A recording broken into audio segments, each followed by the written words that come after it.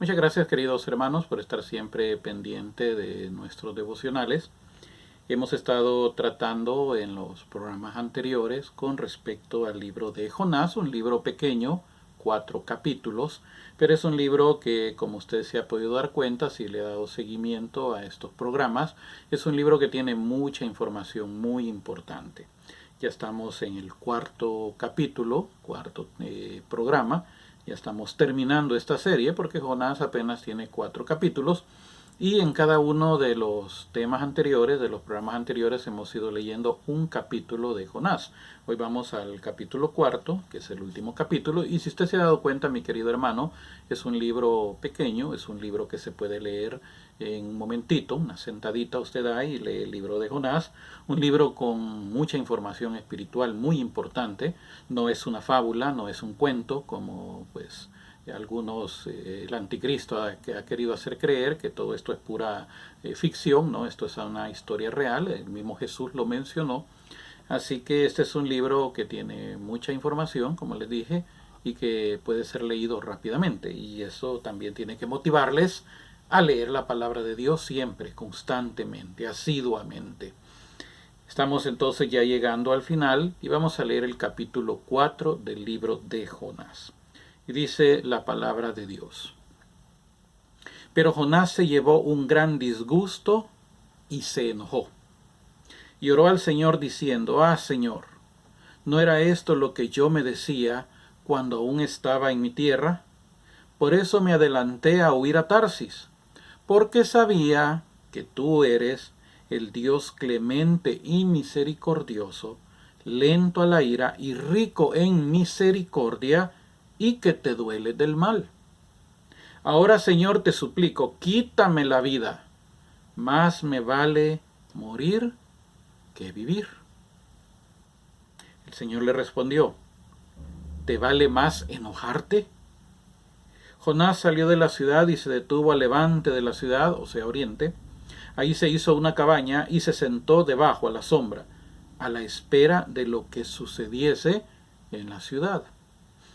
El Señor Dios dispuso que un ricino creciera por encima de Jonás para darle sombra en la cabeza y librarlo de su malestar.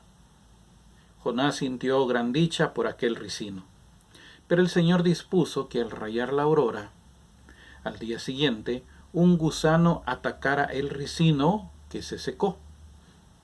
Y al brillar el sol dispuso Dios un viento solano sofocante y pegó el sol en la cabeza de Jonás, que se desvaneció.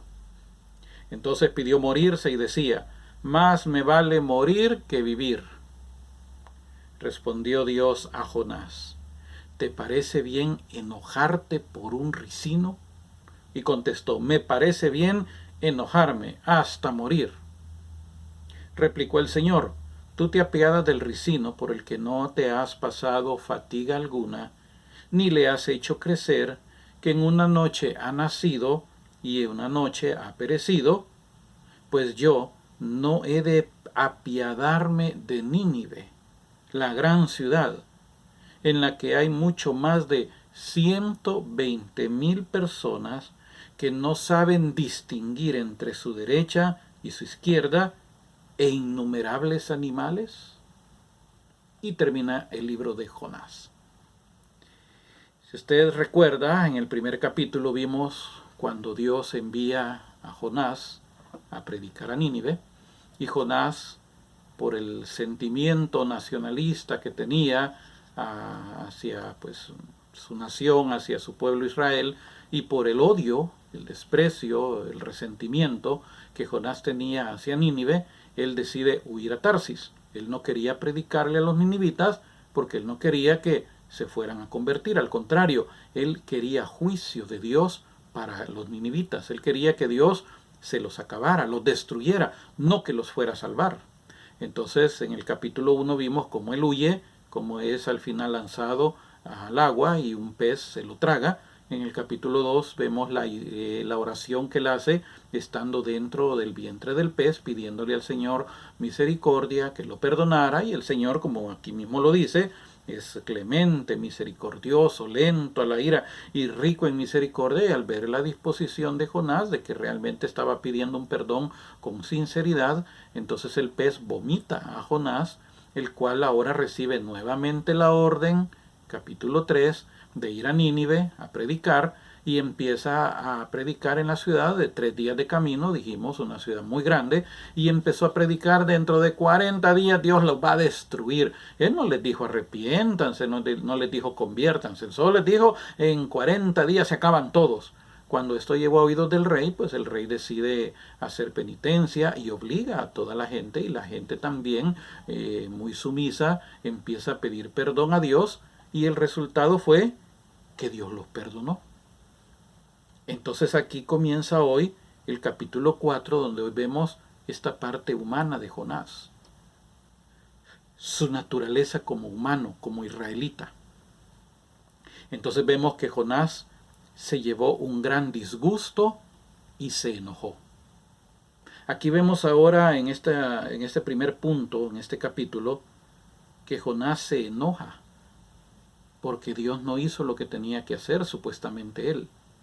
Porque Jonás estaba esperando que Dios destruyera a Nínive, que Dios enviara su castigo. Quizás esperaba algo al estilo Sodoma y Gomorra, que descendiera fuego del cielo, que fuera destruida la ciudad de Nínive, pero resulta que no pasó nada. Al contrario, Dios los perdonó. No envió el castigo que Dios había anunciado que les iba a enviar. Entonces viene Jonás, se enoja y le reclama a Dios.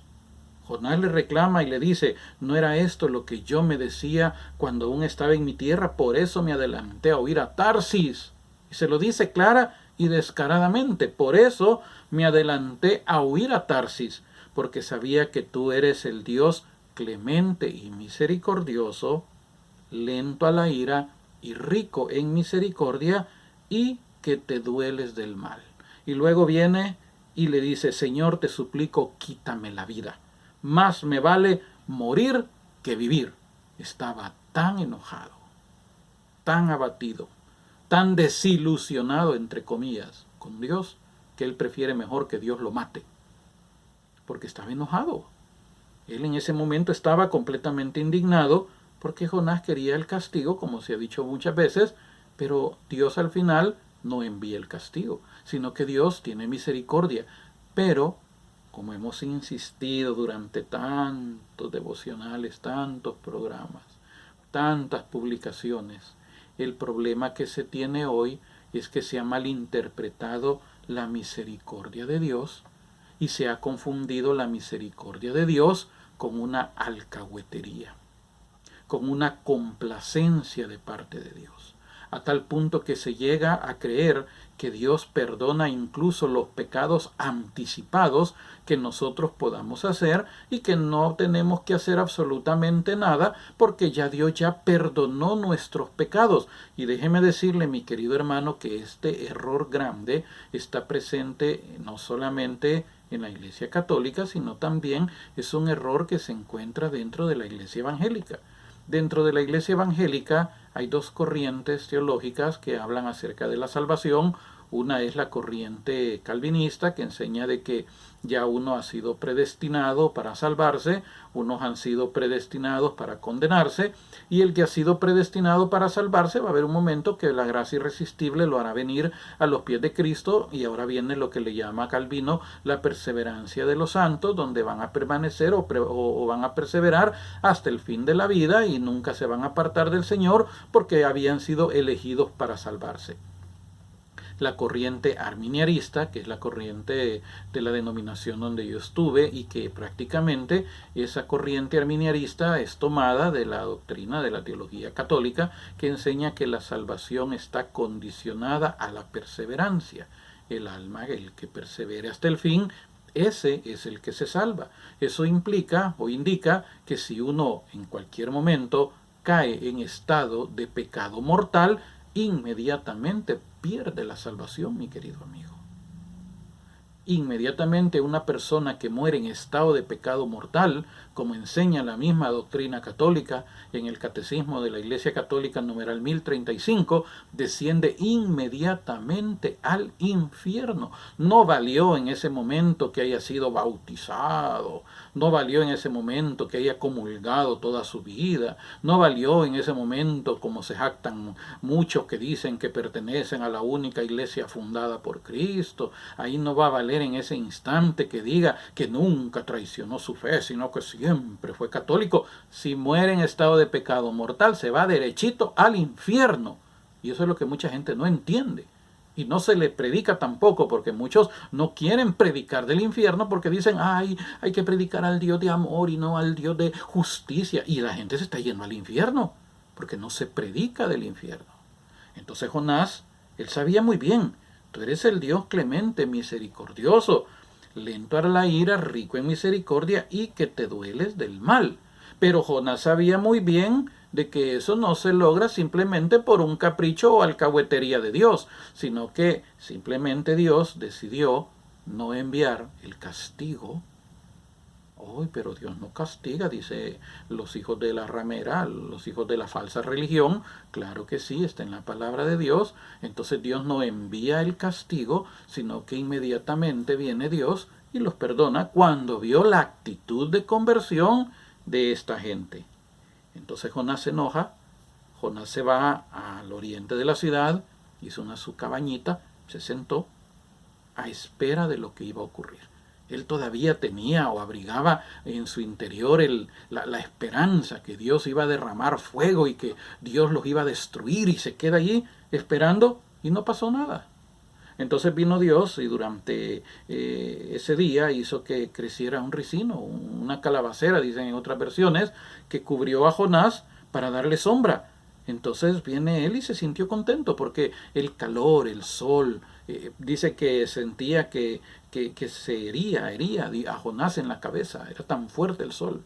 Entonces viene Dios y permite que crezca esta plantita que le da sombra, y Jonás se sintió contento, se sintió dichoso, y ahora pues podía esperar con más tranquilidad que Dios derramara fuego del cielo y se acabara a sus enemigos. Pero dice que al brillar el sol, Dios dispuso un viento solano, o sea, un viento caliente.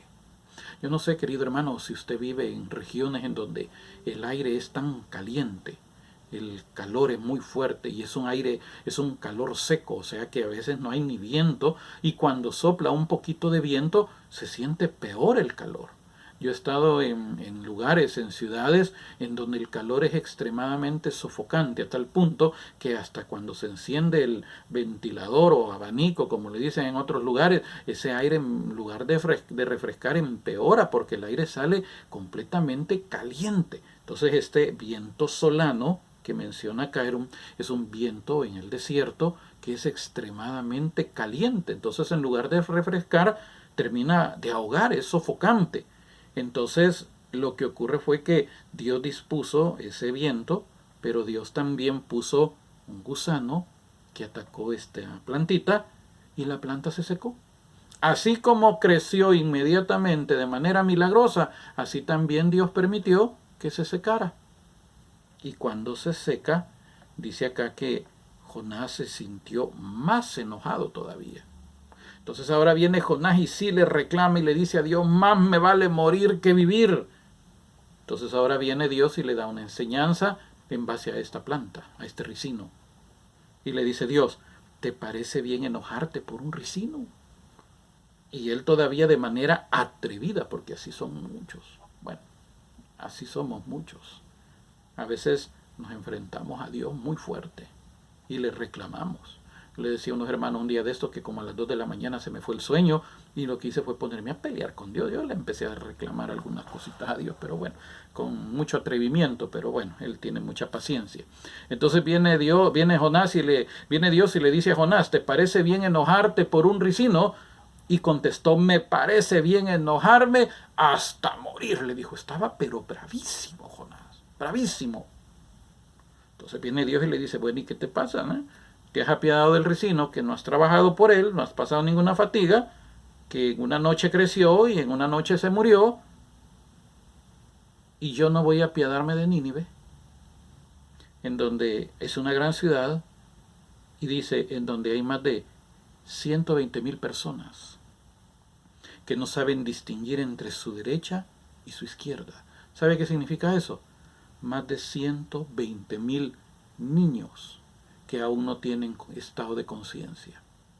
Porque cuando uno está niño, usted recuerda, a uno le dicen, póngase los zapatos, y uno agarra el derecho y se lo pone en el izquierdo, y el izquierdo en el derecho, y ahí va, porque no sabe distinguir entre derecho e izquierdo. Entonces aquí está diciendo que hay más de 120,000 niños que honestamente no tienen la culpa del pecado de sus padres. Y también hay muchos animales que no tienen la culpa tampoco del pecado de los seres humanos. Porque si nosotros leemos bien la palabra de Dios, entendemos que los que pecaron fueron los seres humanos. El ser humano es el que pecó.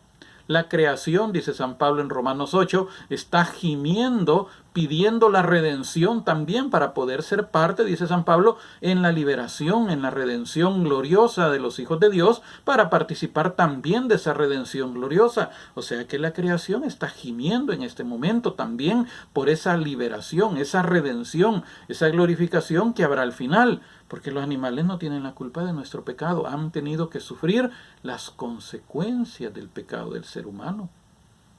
Y en este caso, habían más de 120,000 niños y muchos animales, no tenían la culpa, pero si este pueblo de Nínive no hubiera querido convertirse a Dios, pues tristemente ellos también iban a sufrir las consecuencias.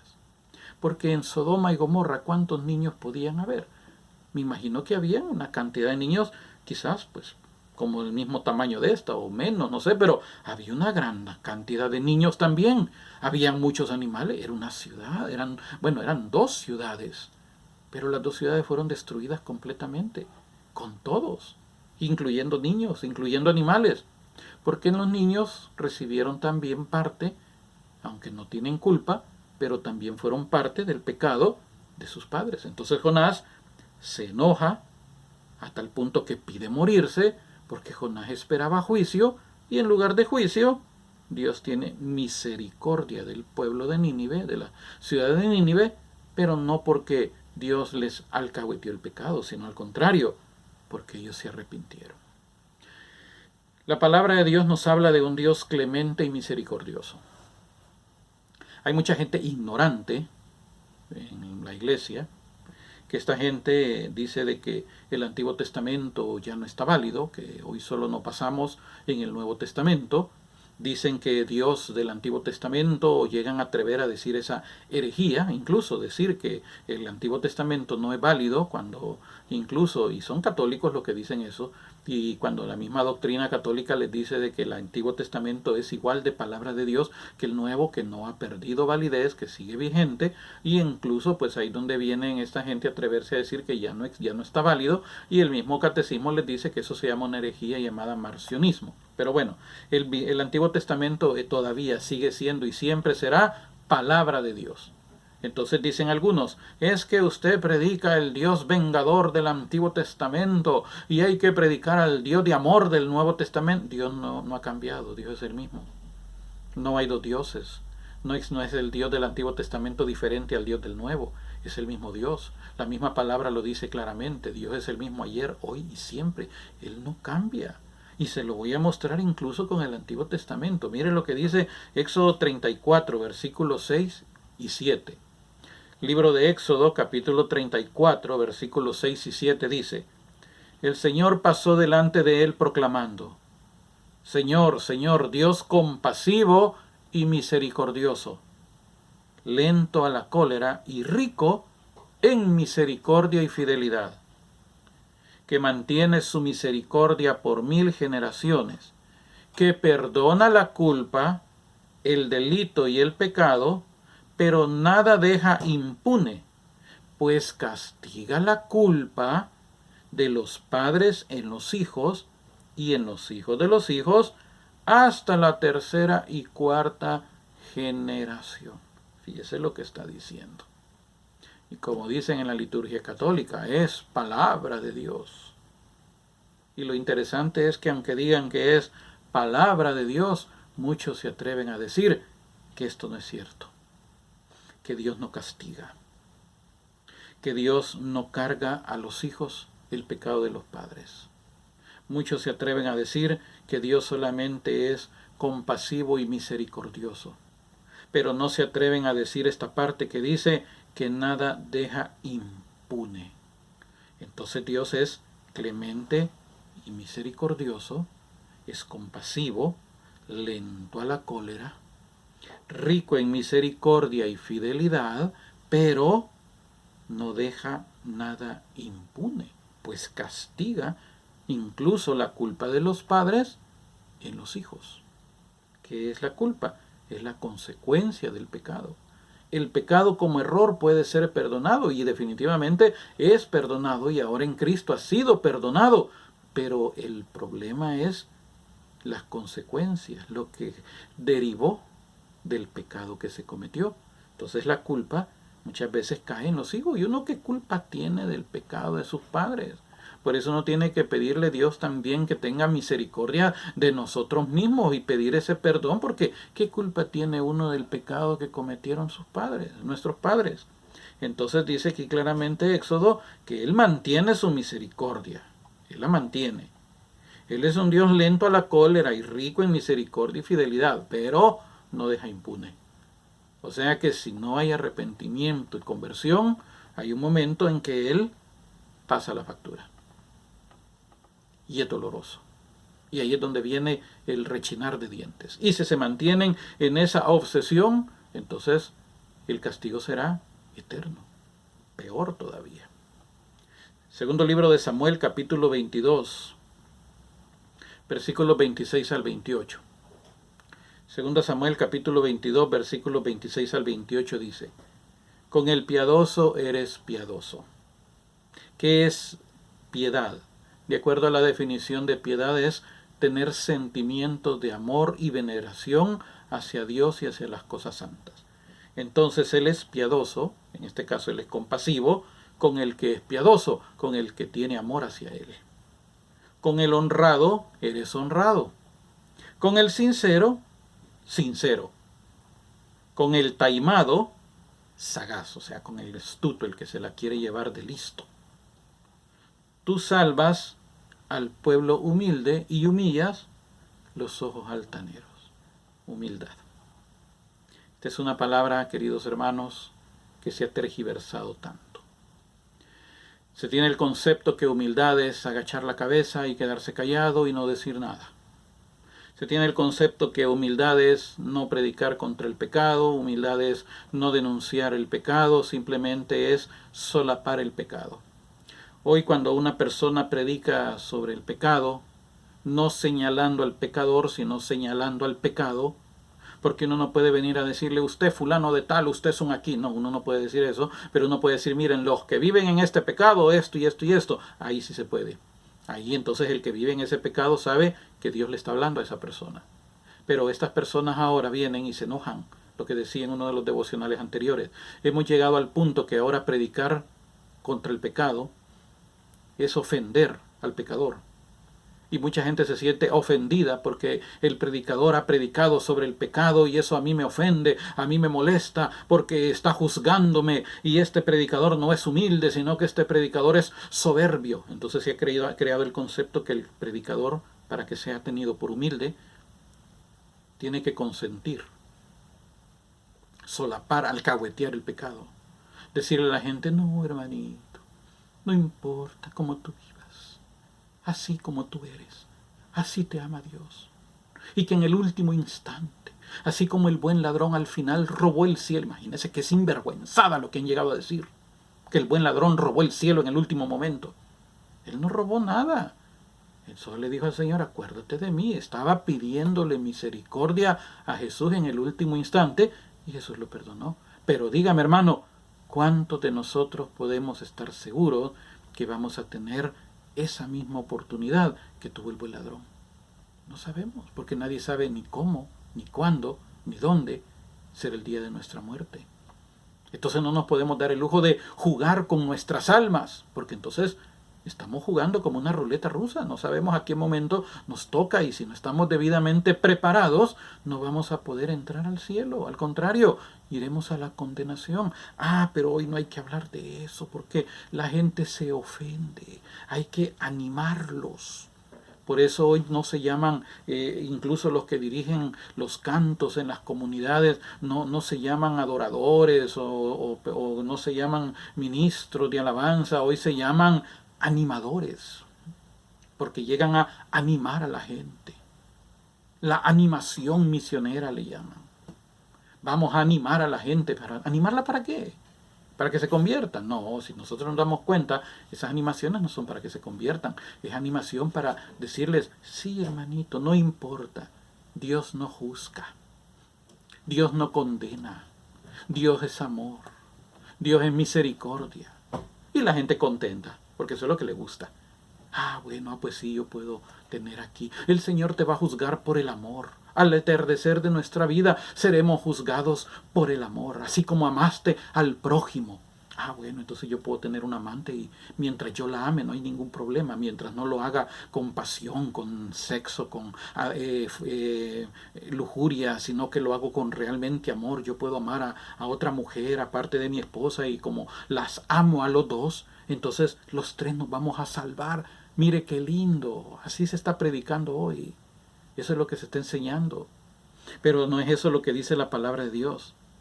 La humildad no es el acachar la cabeza, el quedarse callado. La humildad es cuando reconocemos de dónde venimos. Humildad viene de humus, de tierra. Cuando reconocemos quién soy yo, de dónde vengo. Cuando reconozco que ante Dios solo soy un pecador redimido por su sangre, en proceso de santificación. Cuando yo reconozco eso, ahí es donde yo me convierto en humilde. En cambio, el de ojos altaneros es aquel que no quiere que se le hable de su pecado. Hace años, y esto ya se los he contado a ustedes, hace años me pasó una experiencia. Yo estaba predicando en una comunidad y de repente pues yo empiezo a hablar del adulterio. De repente, cuando yo terminé de hablar mi prédica y ya pues ya me iba yo al lugar a donde yo me había sentado, había dejado mis cosas, de repente una señora se me para enfrente, y bien bajita la señora, pero estaba recargada de cólera conmigo y me empieza a gritar adentro del templito, del templo donde yo había estado predicando. Y se me para enfrente y me dice, usted no le importa mi vida, así de entrada y como decimos en mi país, patada al pecho. A usted no le importa mi vida, me dijo. A usted esa chismosa de la hermana fulana, que es donde yo estaba hospedado, ella es la que le ha contado para venir, hasta le dijo que viniera a decir todas esas cosas, pero ni a usted ni a ella les importa. Mire, hermana, le dije, yo no sé de usted de qué me está hablando. Es que a usted no le importa, es cierto que el hombre con el que vivo no es mi marido, sino que es el hermano de mi marido, pero a usted no. Ahí me encendió, mire, ¿sabe qué? Ahí me puse como Jonás y le dije, ¿sabe que a mí no me importa con quién usted viva? Le dije yo, simplemente a mí no me importa. Ahora, si a usted le cayó eso, pues como dice el dicho, póngase el saco si le queda, pero a mí no me esté acusando porque yo ni la conozco a usted ni sé en la situación que usted vive. Si le dolió es porque Dios le estuvo hablando y si no se arrepiente se va a ir al infierno con todo y su marido, le dije yo. Y con permiso, señora. Y la dejé ahí. No, hombre, hasta la fecha la mujer no me puede ni ver. Y sigue con el marido. Y no se convierte. Porque como le han dicho que Diosito es misericordiosito. Y mientras vaya a misa. Y mientras haga acto de presencia. Solo el hecho de ir a misa y a Dios es misericordioso. Y como no puede comulgar, solo pase con sus brazos cruzaditos ahí, y ya, y con la cabecita agachada, y ya le hacen una crucecita, ya, Dios lo bendijo, ya. Dios no bendice el pecado. El que está en pecado mortal no tiene bendición. El que está en pecado mortal está bajo maldición. Pero como usted no lee la Biblia, ¿qué va a andar sabiendo de esto? A usted solo escucha a esos predicadores, hijos del diablo, que le dicen a usted que no importa cómo vive. No, mi querido hermano. Él salva al pueblo humilde, al que reconoce su pecado, pero se arrepiente y se convierte. Segundo libro de Crónicas, capítulo 30, versículos 8 y 9. Segundo libro de Crónicas, capítulo 30, versículos 8 y 9 dice de la siguiente manera.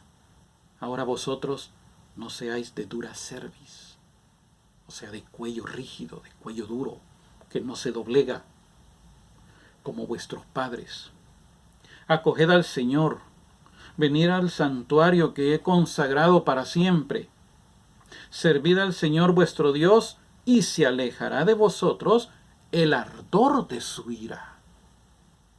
Además, si os convertís al Señor, vuestros hermanos y vuestros hijos encontrarán compasión en quienes los deportaron y podrán volver a este país, porque el Señor vuestro Dios es clemente y misericordioso, y no os volverá el rostro si vosotros os convertís a Él. Ahí está bien clara la palabra de Dios. En ningún momento Dios es un Dios alcahuete, al contrario, Dios lo que hace es que nos va mostrando a nosotros el camino que debemos de seguir para nuestra salvación. Eso es lo que hace Dios.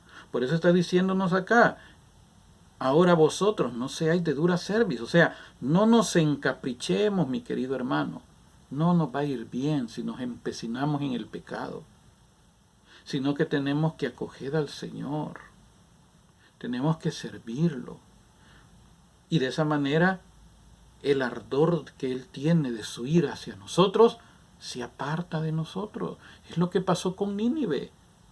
Nínive, Dios estaba airado contra Nínive. Dios manda decirle a través de Jonás que se los va a acabar.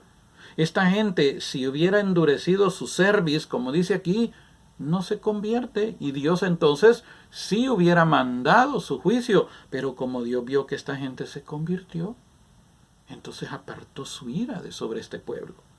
Entonces, esta conversión también alcanza, mis queridos hermanos, a nuestra familia. Acuérdese que eso es lo que dice la palabra de Dios. Crean en el Señor Jesucristo y serás salvo tú y tu casa. Ahora, esto no significa que el hecho que uno crea automáticamente todos se van a salvar porque como que van a entrar en combo, en paquete. No, no funciona así. Cada quien es responsable de su propia salvación. Pero cuando uno se convierte puede llegar a ser un agente de cambio en su hogar. Este que se convierte puede lograr que los demás se conviertan a través de la oración, más que todo, a través de un buen testimonio. Entonces puede hacer que los demás también vengan a los pies de Cristo. Y eso es lo que está diciendo. Pues además, si os convertís al Señor, vuestros hermanos y vuestros hijos encontrarán compasión en los que los tienen deportados. En este caso de los israelitas que estaban deportados. En el caso del pecado, si nos convertimos, el Señor puede hacer también que su misericordia alcance a nuestra familia, siempre y cuando nosotros seamos buen testimonio y oremos siempre por ellos, pidamos por ellos. Pero porque está diciendo acá, porque vuestro Dios es clemente y misericordioso, y no os volverá el rostro si vosotros os convertís a Él. Entonces tiene que haber un cambio, una conversión. Y yo antes decía, y saben que últimamente yo he estado reflexionando sobre eso, y me he dado cuenta que es un error. Y yo cometí ese error cuando yo decía, sí, es que la conversión es diaria, todos los días. Fíjese que no, la conversión es de una vez. Usted viene y toma la decisión y dice, Señor, ya no más, y cambia. Lo que sigue después es la santificación. Porque cuando uno decide, Señor, ya no quiero más, perdona mi pecado, yo te recibo como el Señor de mi vida. Ahora a partir de este momento, tú serás el que mande mi vida, el Señor de mi vida. Yo renuncio a Satanás, yo renuncio a sus maquinaciones, yo renuncio a sus obras perversas, yo suelto ese pecado, por la sangre de Cristo he sido liberado, pero ahora, Señor, sé tú el Señor de mi vida. Hoy yo quiero ser tu esclavo, quiero conocerte, quiero servirte. Inmediatamente ahora el Espíritu Santo empieza a trabajar en uno y empieza a actuar. Entonces, ¿qué es lo que hace el Espíritu Santo? Un proceso de santificación. No es que uno se esté convirtiendo todos los días como yo estuve enseñando y que últimamente he estado estudiando sobre eso y me he dado cuenta que estaba cometiendo un error. Simplemente la conversión se da cuando soltamos el pecado, pero a partir de ese momento tenemos que dejar que el Espíritu Santo empiece a santificarnos, porque sin santidad nadie verá al Señor, dice la palabra de Dios.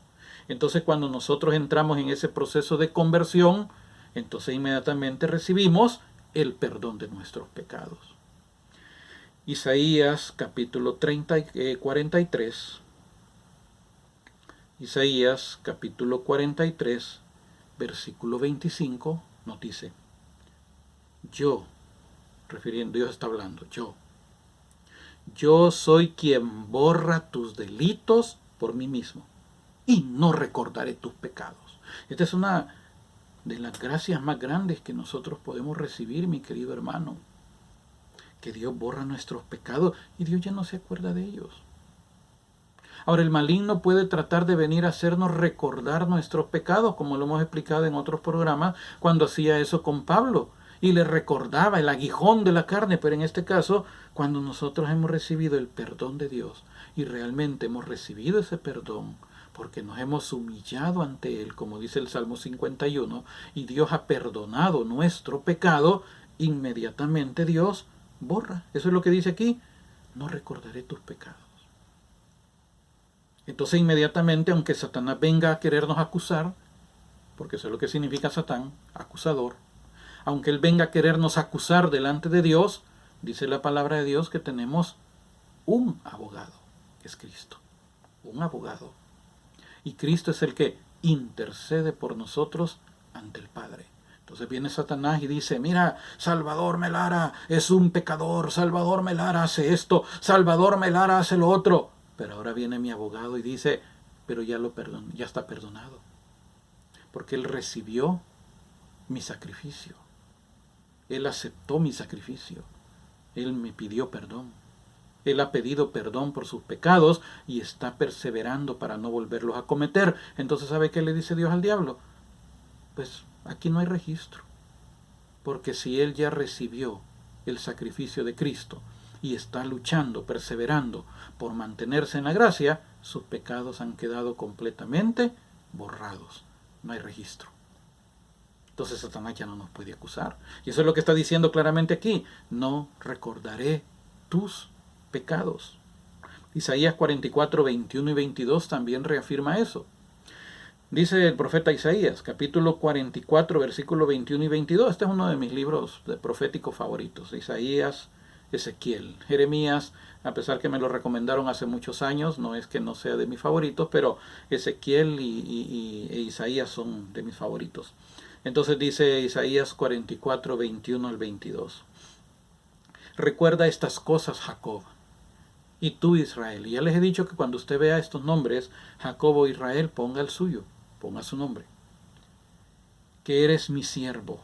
Recuerda estas cosas, que eres mi siervo. Yo te formé. Tú eres mi siervo, Israel. No te olvides de mí. Y ahora viene y dice, disipé tus iniquidades como una nube, tus pecados como la bruma. Retorna a mí, que te he redimido. Esto tiene un mensaje muy, muy profundo, mi querido hermano, porque Cristo ya perdonó nuestros pecados.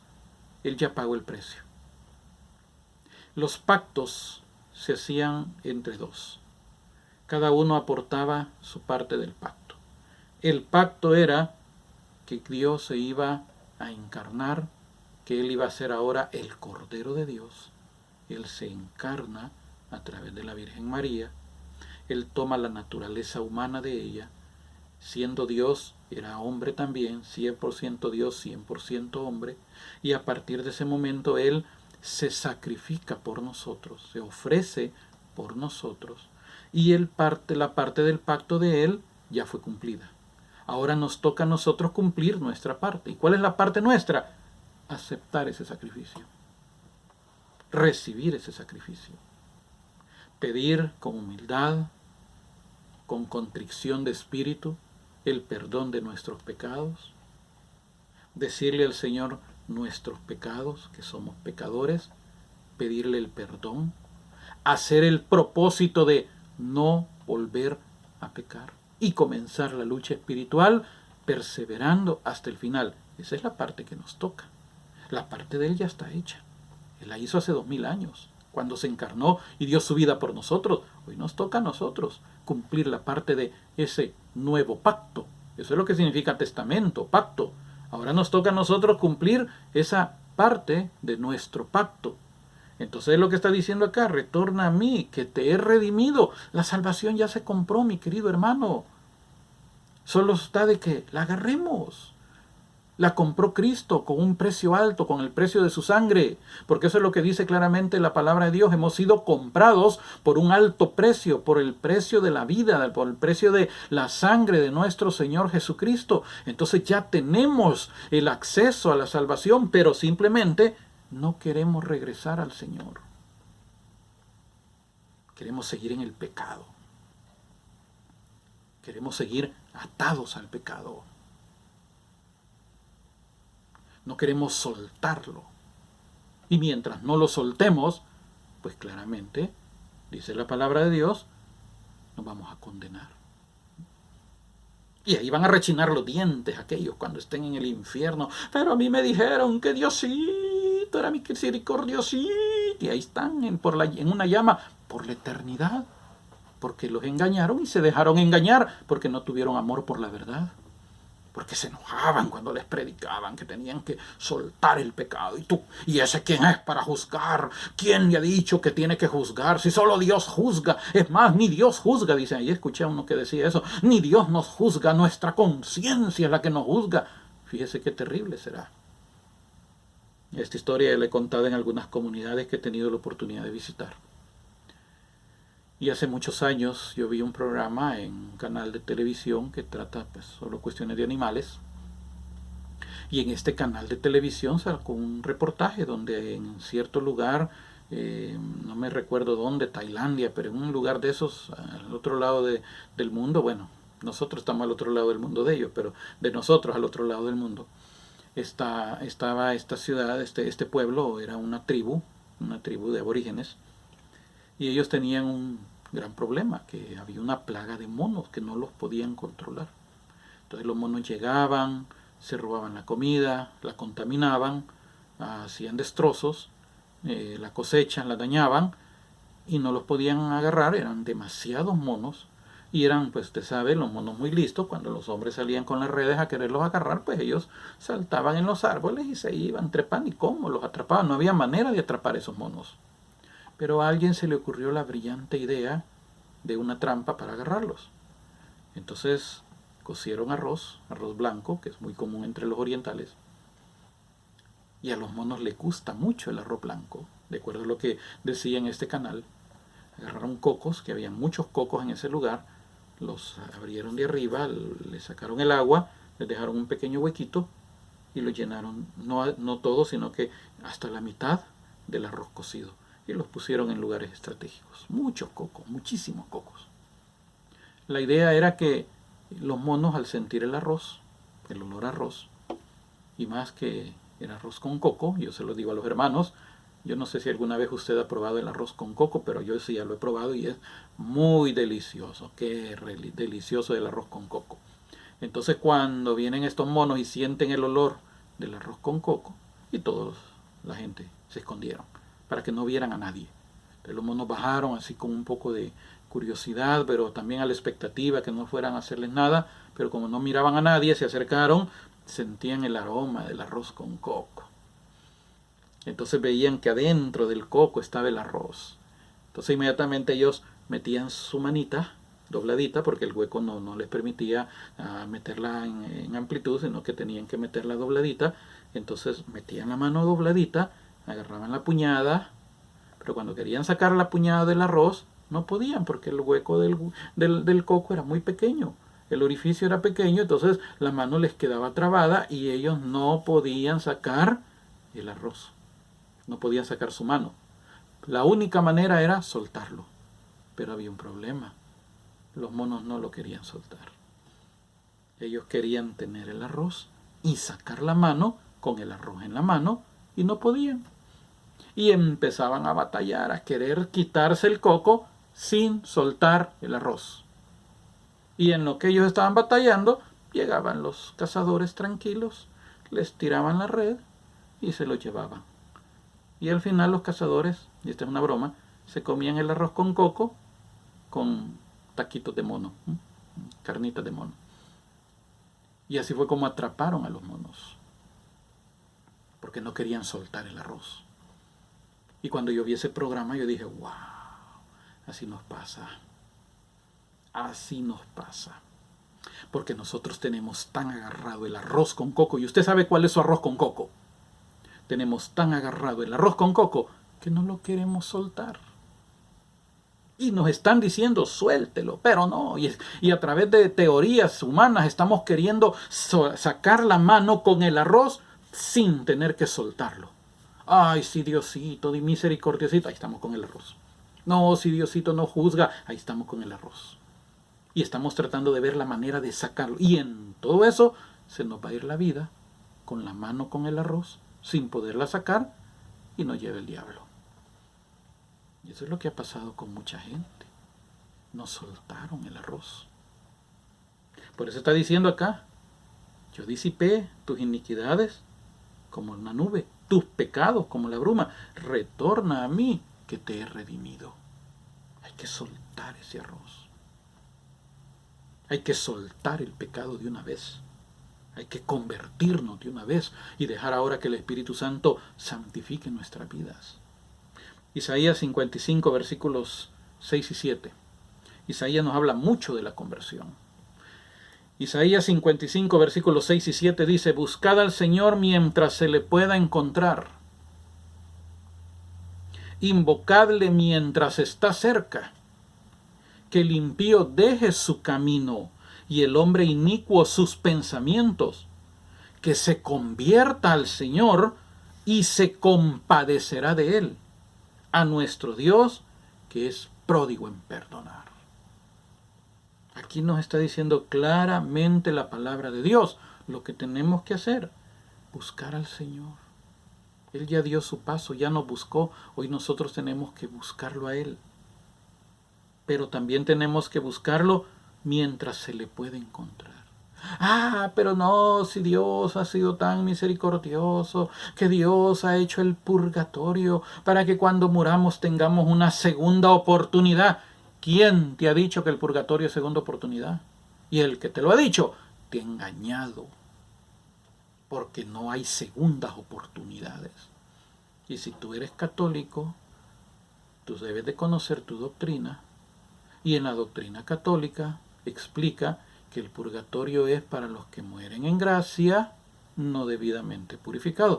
El evangélico no tiene problema con eso, porque el evangélico apunta al cielo. Tristemente muchos católicos apuntan al purgatorio. Ah, yo me conformo con ir al purgatorio. Pero porque no saben ni siquiera qué es el purgatorio. Y por eso es que el evangélico dice que eso no existe. Porque también la Biblia solo habla de dos lugares, cielo e infierno. La doctrina católica dice que el purgatorio es un lugar que ya está en el cielo prácticamente, o sea, los que han recibido el perdón de sus pecados, pero han muerto no debidamente purificados, están seguros de su salvación, pero tienen que pasar por ese periodo. El evangélico dice, no, la sangre de Cristo limpia todos mis pecados y voy para arriba. Pero el católico es el que tiene a veces este problema de confusión. Porque el católico cree que el purgatorio es una segunda oportunidad. No, si de todos modos aquí podemos vivir y solo voy para allá y con 800 años que yo pase en el purgatorio yo salgo de ahí, porque de todos modos uno está allá en tormento, purgando, y la Virgencita llega a consolarlos el día sábado, y si mis parientes hacen oraciones, hacen rezos, hacen novenarios, hacen tamales y hacen todo esto, pues yo después de cierto tiempo la Virgencita me va a sacar para el cielo. No, mi querido hermano, lo han engañado. Si le han enseñado eso, ni siquiera usted como católico conoce su propia doctrina. Si usted es católico, yo le invito a que lea numeral 1030 del Catecismo en adelante y se dará cuenta que no es segunda oportunidad. La palabra de Dios es bien clara. Busquen al Señor mientras se le pueda encontrar. Ahorita es el momento. Hoy es el momento. Mientras tenemos vida, tenemos que buscar al Señor. Una vez nuestra alma se separe del cuerpo, no hay otra oportunidad. Ahorita es la oportunidad. Invocadle mientras está cerca. Que el impío deje su camino y el hombre inicuo sus pensamientos. Que se convierta al Señor y se compadecerá de él. Al Dios nuestro, que es pródigo, es amplio en perdonar. Pero tiene uno que buscarlo. Y el profeta Miqueas, en el capítulo 7, versículos 18 y 19, profeta Miqueas, que es uno de los llamados profetas menores, profeta Miqueas dice, ¿qué Dios hay como tú, que quitas la iniquidad y pasa por alto el delito del resto de tu heredad, porque no guarda la ira, su ira para siempre, y se complace en misericordia. Ok, si lo dejamos hasta ahí, encontramos a un Dios alcahueto. Ay, que Dios que pasa por alto el delito. Oh, se hace el ojo pacho. No, mire lo que dice el versículo 19. Volverá a compadecerse de nosotros. Sepultará nuestras iniquidades y lanzará al fondo del mar todos nuestros pecados. Pero la condición tiene que ser siempre la conversión. Arrepentirse y convertirse. Cuando eso ocurre, el Señor se olvida de nuestros pecados. Ya no hay ninguna condenación, dice San Pablo, para los que están en Cristo Jesús. Justificados pues por la fe, dice San Pablo también en Romanos 5. Justificados por la fe, tenemos paz para con Dios por medio de nuestro Señor Jesucristo. No hay condenación ya. Toda el acta de decretos que nos era contraria, dice San Pablo, fue clavada en la cruz. Entonces Dios nos limpia. Estamos limpios de pecado. Borra nuestros pecados. Escribe nuestro nombre en el libro de la vida. Y el día que lleguemos delante de Él y nuestro nombre que esté escrito en el libro de la vida, escucharemos aquellas palabras que diga Jesús: entra, siervo bueno y fiel, en lo poco fuiste fiel, en lo mucho te pondré. Entra al gozo de tu Señor. Pero para eso se tuvo que haber convertido y perseverado en la gracia a través de la santificación en el Espíritu Santo. Solo así, mi querido hermano. No hay otra opción. Primera carta de Juan, capítulo 1, ahí lo explica Juan. Primera Juan, capítulo 1, versículos del 5 al 9. Primera Juan 1, capítulo 1, versículos 5 al 9. Este es el mensaje que hemos oído de Él y os anunciamos. Dios es luz y no hay ningunas tinieblas en Él.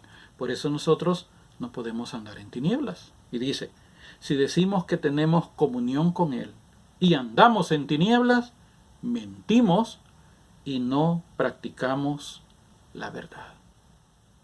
Se da cuenta aquellos que viven en pecado. Se da cuenta aquellos que dicen, ay, yo solo hago la comunión espiritual. Pero estás en pecado mortal, o sea que estás en tinieblas. Y si estás en tinieblas, no tenés comunión con Él. No hay comunión espiritual que te valga. Simplemente estás en tinieblas. Y si decimos que tenemos comunión con Él y andamos en tinieblas, mentimos.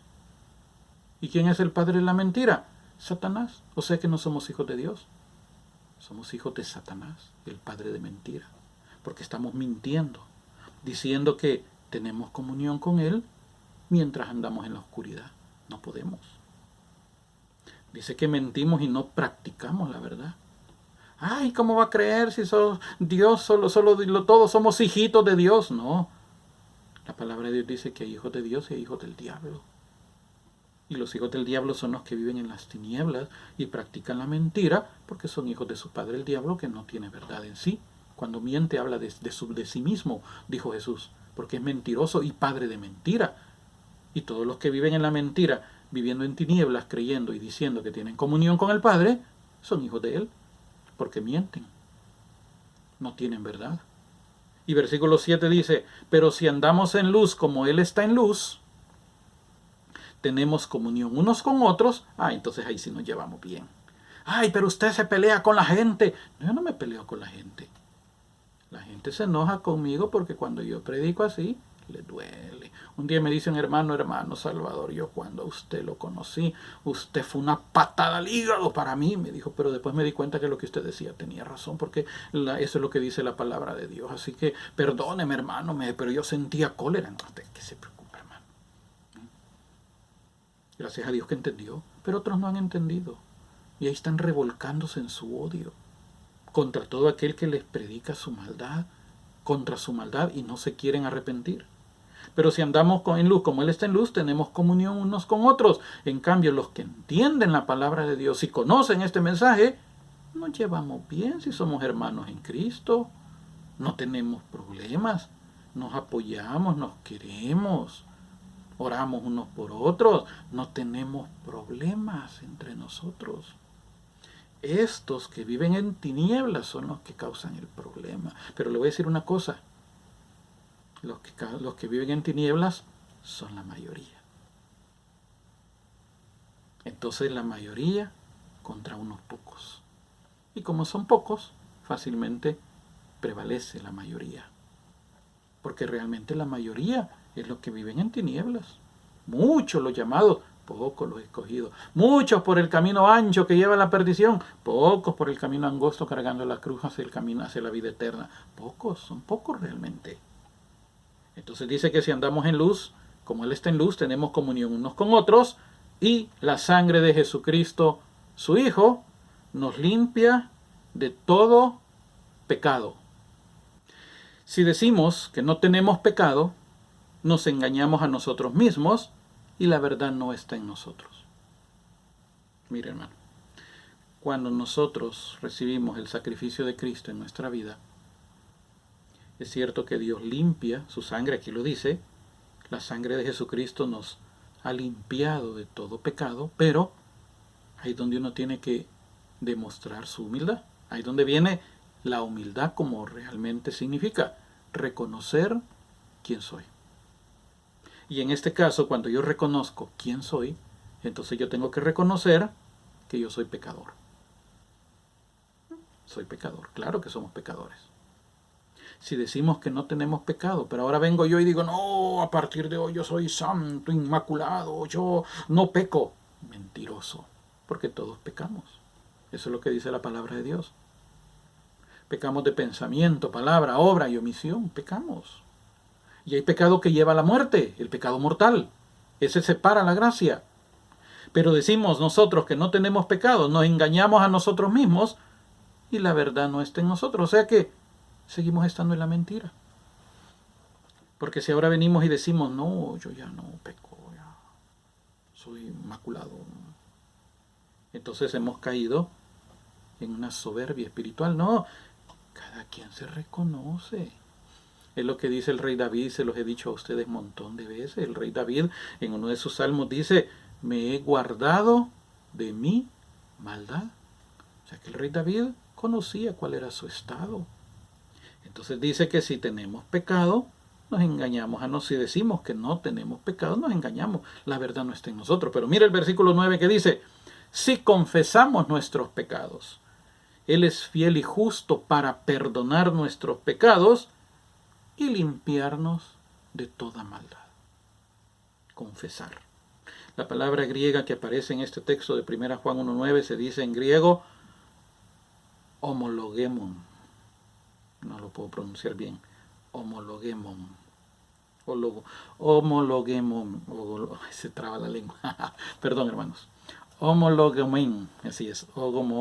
Homologemen. Quiere decir confesar. Quiere decir declarar públicamente. Dicho de una persona, expresar voluntariamente sus actos, ideas o sentimientos verdaderos. Entonces, ¿a quién se confiesa esto? A Dios. Por eso dice aquí, si confesamos nuestros pecados. Entonces vamos delante de Dios y le decimos, Señor, aquí te vengo a declarar lo que soy. Ahora, si usted no conoce la historia del cristianismo, y eso aparece en el libro de los Hechos, dice que los que se iban convirtiendo llegaban donde los apóstoles y ellos llegaban confesando delante de todos lo que habían hecho. Ahora vienen unos y van a donde un hombre a confesar sus pecados en secreto. Pero lo que importa realmente es declararle al Señor, a Él, y decirle, Señor, este es mi pecado. Te he ofendido, he pecado contra el cielo y contra ti.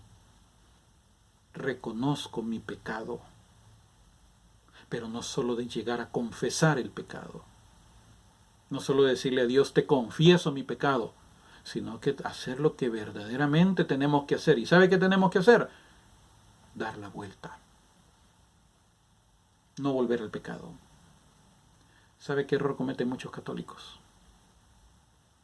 que ellos van a confesar su pecado el sábado. El domingo van a misa. El lunes vuelven a pecar. Así que el sábado vuelven a ir a confesarse. El domingo vuelven a misa. El lunes vuelven a pecar.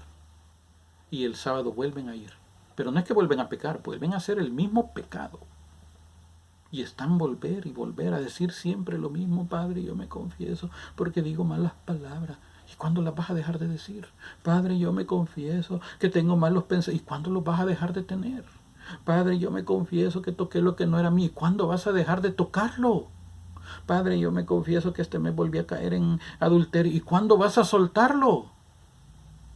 De nada sirve estar yendo a confesar todos los meses o todas las semanas o todo como sea. De nada sirve estar yendo a confesar lo mismo si no hay cambio.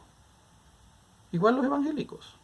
Ellos no van de un hombre a confesarse, supuestamente, pero sí van a veces donde el pastor a contar lo que han hecho, para que el pastor ore por ellos. Pero de nada sirve el domingo llegar a reconciliarse: Señor, perdóname yo por mi pecado. Y durante la semana volver a lo mismo. De nada sirve. Y el siguiente domingo otra vez: ay, Señor, aquí vengo otra vez a pedirte perdón. Y durante la semana otra vez volver lo mismo. No, mi querido hermano, la conversión precisamente eso significa dar la vuelta y no volver por el mismo camino. No regresar por el mismo lugar. Simplemente la conversión es, mi querido hermano, soltar el arroz con coco. Eso es lo que significa la conversión. Y mientras nosotros no hagamos eso, no confesemos verdaderamente nuestro pecado con el propósito de no volver a pecar, como le dijo Jesús a aquella mujer: vete y no vuelvas a pecar. Mientras no hagamos eso nosotros, vamos a seguir viviendo en tinieblas. No hay conversión. Y si no hay conversión, no se alcanza la misericordia de Dios. Triste estado para este tipo de personas que están engañados.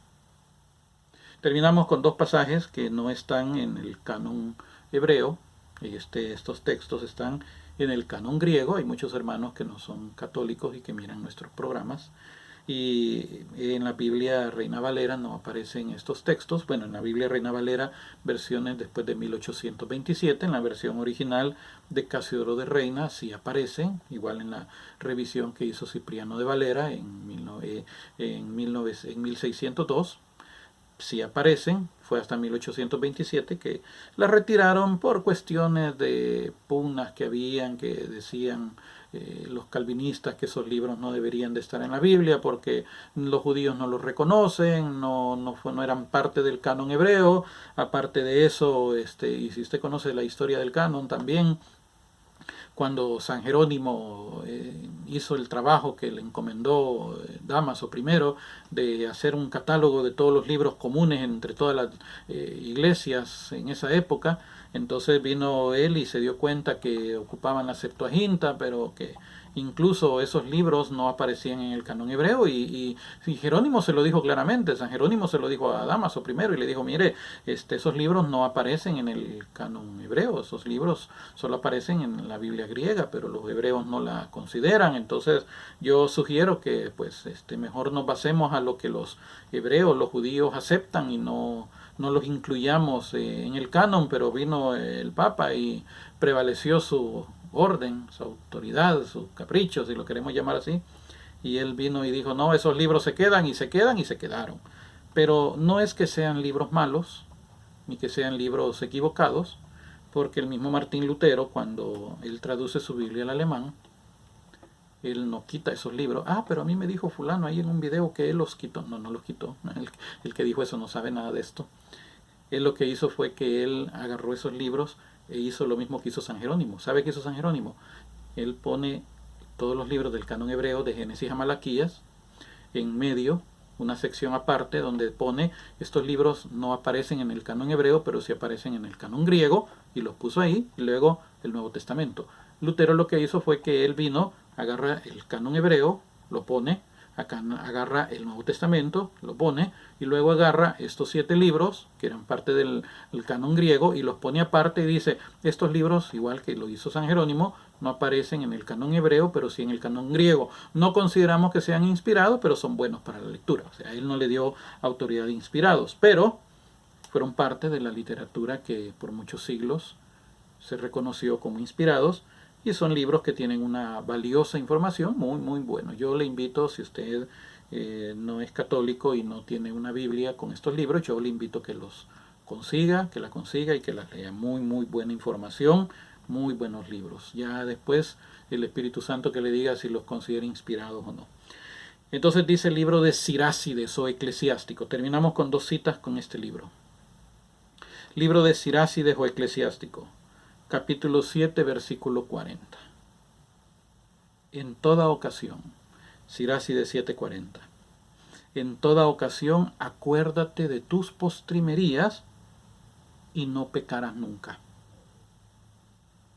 Mire lo que dice. En toda ocasión acuérdate de tus postrimerías y no pecarás nunca. ¿Qué es postrimería? Si usted busca esta definición en el diccionario, dice que es periodo final de algo. Entonces, si lo queremos parafrasear o queremos explicarlo, en toda ocasión acuérdate de tu final, del final de tu vida, y no pecarás. Porque esto es algo, mis queridos hermanos, que no pensamos. Y la pregunta que siempre es una pregunta válida, y yo se las hago a ustedes, y siempre me la hago yo también. ¿Y si muriéramos hoy? ¿Dónde iría nuestra alma? ¿Y qué tal que este video, el día que sea publicado, yo ya no esté?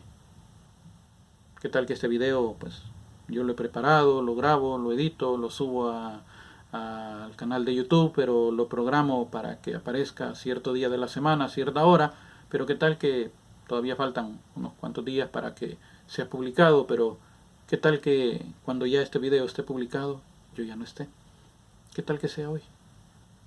¿O qué tal que alguno estuvo esperando esta 4ª parte y ya no la escuchó? ¿O qué tal, mi querido hermano, que usted escucha mis prédicas? Aunque es el rechina no dientes, pero las escucha. ¿Y qué tal que esta sea la última que usted escuche? Porque la próxima ya no la va a escuchar. Por eso dice, en toda ocasión, acuérdate de tus postrimerías, de tu final, y no vas a pecar. Porque cuando uno piensa, ¿y qué tal que hoy fuera? ¿Y qué tal que hoy me tocara? Estoy listo. Estamos listos. Entonces mejor siempre pensemos que un día todo se acaba y mejor estemos preparados para entrar a la presencia de Dios. Final. En conclusión, siempre en el libro de Sirácides o Eclesiástico, capítulo 15, versículo 21. Había que extenderse con este tema para poderlo tratar con muchos puntos. Sirácides capítulo 15, versículo 21 dice de la siguiente manera. Y mire qué interesante. Por eso yo invito a los hermanos que no tienen estos libros que consigan una Biblia con estos libros. Hay mucha información muy importante. Y dice Sirácides 15, 21. Para todos aquellos que andan diciendo que Diosito misericordiosito, que Diosito no castiga, que Diosito nos va a salvar, que no importa cómo tú vivas, así Dios te ama. Mira lo que dice Sirácides 15, 21. Él, o sea Dios, Él no ha mandado a nadie que sea impío. O sea que no le podemos echar la culpa a Dios por nuestro pecado. Él no ha mandado a nadie que sea impío y a nadie ha dado licencia para pecar. Nadie tiene permiso para pecar. Pero el Papa León X venía y empezó a vender indulgencias, y si usted compraba una indulgencia, entonces a usted le concedían tantos días de perdón, entonces usted podía pecar y de todos modos ya tenía el perdón adelantado. No existe eso. Por eso es que Martín Lutero se rebeló. Por eso es que protestó. Por ese engaño. No existe eso. Él no ha mandado a nadie que sea impío y a nadie ha dado licencia para pecar. Nadie tiene permiso para pecar, mi querido hermano. Nadie. Tenemos que empezar a buscar esa conversión y esa santificación. Yo lo invito, mi querido hermano, si este tema lo logró aguantar hasta el final, porque el Espíritu Santo se lo puso, aunque haya estado rechinando los dientes. Y si usted es de los que todavía tienen el arroz con coco agarrado en la mano, suéltelo hoy. Hoy es el día. Hoy es el día aceptable, dice la palabra de Dios. Hoy es el día de salvación. Suelte su pecado. vaya delante de Dios y pida perdón. Y haga el propósito de no volver a pecar más. Y comience a dejar que el Espíritu Santo santifique su vida. Hagamos eso, mi querido hermano. Si es que queremos salvar nuestra alma. De lo contrario, no solo rechinará los dientes con mi video, rechinará los dientes por toda la eternidad en condenación, acordándose de mi video. Hoy es tiempo, mi querido hermano. Señor, te damos las gracias por tu palabra que dura, Señor, como martillo. Dura es tu palabra, Señor, te dijeron, pero a nadie más podemos ir porque solo tú tienes palabras de vida eterna. Perdona nuestro pecado, lo confesamos delante de ti, Señor. Perdona, Señor, todas nuestras iniquidades. Perdona, Señor, todos nuestros errores, nuestras imperfecciones. Y ten misericordia de todos nosotros, Señor. Queremos recibir tu sacrificio en nosotros. Queremos recibir, Señor, el perdón de nuestros pecados a través de tu sangre que nos limpia, nos purifica, nos ha redimido, Señor. Perdónanos por haber estado lejos de ti, Señor. Perdónanos por haber estado viviendo una religiosidad sin conocerte, Señor. Perdónanos por los errores que hemos cometido y las equivocaciones, Señor. Te pedimos que tu sangre bendita nos limpie de todo pecado, que nos devuelva la dignidad como hijos tuyos, pero que nunca nos olvidemos que somos frágiles, que somos pecadores, y que tu Espíritu Santo a partir de hoy puede empezar, Señor, a santificar nuestra vida. Ese proceso de santificación en nosotros, para que podamos ser santos, para que podamos ser como tú, Señor, puesto los ojos en ti, para que a través de esa santificación podamos llegar un día al cielo también y poder verte y contemplarte, porque sin santidad no lo podremos lograr. Ayúdanos, Señor, y yo te pido por mis hermanos que hasta este momento han permanecido escuchando este programa, esta predicación, para que tu Santo Espíritu les toque, Señor, y cada uno de nosotros podamos hacer ese examen de conciencia y luego venir delante de ti con un corazón contrito y humillado a pedir tu perdón. Te damos las gracias, Señor, porque sabemos que tú ya nos perdonaste, que tú nos has limpiado. Solamente es necesario que nosotros tomemos ese sacrificio, aceptemos, recibamos ese sacrificio que tú hiciste. Te damos las gracias, Señor, por tu salvación. En el nombre de Jesucristo, nuestro Señor y Salvador. Amén. Muchas gracias, queridos hermanos, por haber estado en sintonía, por haber, como dice la epístola a los Hebreos, soportado esta palabra de exhortación.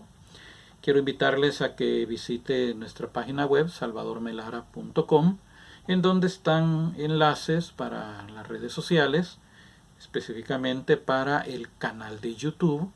Yo le invito a que estos videos los comparta. Hay muchos que compartimos más chistes y tonteras que la palabra de Dios. Entonces sea usted parte de la evangelización también, comparta estos videos, comparte el canal. En mi página web está el enlace para que usted pueda entrar a nuestro canal, usted pueda suscribirse. Hay una campanita para que usted pueda recibir notificaciones tanto de los videos que se publican o de algunos comentarios, algunas publicaciones en la pestaña de la comunidad. Hay una comunidad en YouTube, por si usted no lo sabía, hay una pestaña que se llama comunidad, en donde se están subiendo también algunas reflexiones escritas, ahí es puro escrito. Entonces usted puede también tener acceso a la comunidad, así que suscríbase al canal, toque la campanita para que usted reciba las notificaciones. También en nuestra página web está el enlace para nuestra cuenta de PayPal, para que usted nos ayude también ayudándonos con la parte económica, con una ofrenda, con una donación, para que podamos seguir evangelizando. Muchas gracias a los hermanos que generosamente nos están ayudando. Y si estos programas son de bendición para usted, así como muchos escriben diciendo y agradeciendo, pues también puede agradecernos a través de una donación. Y si usted quiere estudiar la palabra de Dios un poco más profundo, más en un ambiente de escuela, por así decirlo, tenemos una comunidad virtual, una escuela virtual, en donde usted puede acceder. Tenemos clases en vivo los lunes, miércoles y viernes A las 7:30 en punto comenzamos una hora de enseñanza bíblica y la clase queda en la página de la comunidad. Usted puede accesar a nuestro perfil de Facebook, ahí va a encontrar el enlace también. Y usted, o en la descripción de este video, voy a dejar el enlace, pero sí tiene un costo. Ese es un costo para que usted nos ayude a seguir evangelizando. Los que entran a estudiar, ellos pues nos ayudan con una ofrenda mensual y ahí ellos pueden preguntar, ahí pueden pedir gusto. Hermano, ¿usted puede preparar un tema? Claro que sí, lo vamos a preparar, pero lo vamos a impartir en la escuela. Así que ahí usted puede accesar a nuestra escuela, a nuestra comunidad virtual y a muchos hermanos de diferentes países. Todas las semanas estamos reunidos. Si no lo puede hacer por el horario, como les dije, la clase queda ahí y usted puede escucharla en su momento cuando usted tenga oportunidad. Así que visite nuestra página web salvadormelara.com. Muchas gracias, queridos hermanos, que Dios los bendiga y con la ayuda del Señor continuaremos en nuestro próximo programa.